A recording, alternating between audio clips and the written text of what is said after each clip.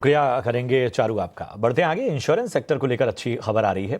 ET now स्वदेश को मिली exclusive जानकारी के मुताबिक जनरल इंश्योरेंस इंडस्ट्री काउंसिल में चीफ एग्जीक्यूटिव हेल्थ की जल्द नियुक्ति हो सकती है, जिसके बाद हेल्थ इंश्योरेंस में कई बड़े बदलाव देखने को मिलेंगे।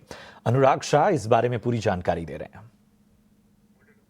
जनरल इंश्योरेंस इंडस्ट्री जो है वो एक बड़ी नियुक्ति करने जा रही है chief executive health GI council में, और जिसका मकसद ये है कि एक तो कॉमन एम्पैनलमेंट की जो प्रक्रिया है जिसमें एक हॉस्पिटल का तमाम इंश्योरेंस कंपनियों के साथ करार होगा, उसे ड्राइव करना, और जो फ्रॉडुलेंट क्लेम्स है, फ्रॉड के से जुड़े हुए जो मामले आते हैं हेल्थ इंश्योरेंस के अंदर, जो अनुमान है कि करीब 5,000 करोड़ रुपए तक का भार होता है कंपनियों पे फ्रॉडुलेंट क्लेम्स की वजह से, तो उसे कैसे कम किया जा सके, तो इस मकसद के द्वारा नई नियुक्ति की जा रही है, जिसका मकसद ये होगा कि हेल्थ इंश्योरेंस का जो प्रोसेस है उसे स्मूथ बनाया जा सके। क्योंकि हमने देखा पिछले दिनों की इंश्योरेंस कंपनियां और हॉस्पिटल्स के बीच में बार विवाद सामने आए, बार बार विवाद की वजह से पॉलिसी होल्डर्स को दिक्कत हुई। तो इन्हीं सब चीज़ों को ध्यान में रखते हुए इंडस्ट्री के द्वारा ये नई नियुक्ति की जा रही है, और जिसका फ़ायदा जो है वो ग्राहकों को भी होगा, क्योंकि अगर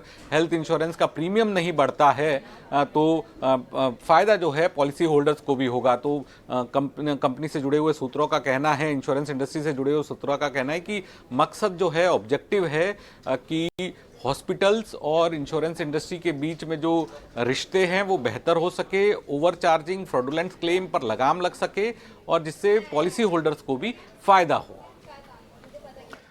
शुक्रिया करेंगे अनुराग आपका इस अहम जानकारी के लिए।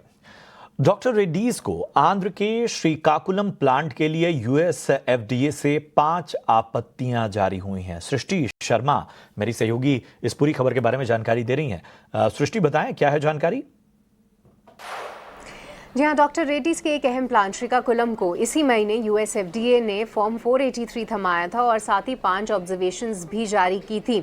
ईटी नाउ स्वदेश ने एक्सक्लूसिवली जो है इस फॉर्म 483 को एक्सेस किया है, और उसी के साथ जो है क्या कुछ है इनकी ऑब्जर्वेशंस में वो हम आपके लिए लेकर आए हैं। सबसे पहले ऑब्जर्वेशंस में जो है आउट ऑफ स्पेसिफिकेशन ये चीज़ हाईलाइट की गई है। इसका मतलब ये कि अगर आपके प्रोसीजर्स में कुछ एक चीज़ें जो हैं डिफरेंट पाई जाती हैं, उसको आप किस तरीके से ठीक करते हैं और उसको एक्सप्लेन ठीक से अगर नहीं कर पाते हैं, तो इसको हम आउट ऑफ स्पेसिफिकेशन कहते हैं। उसका रूट कॉज क्या है ये समझाने में जो है पूरी तरीके से जो है जो उनके टेस्टिंग के लोग थे वो सक्षम नहीं थे।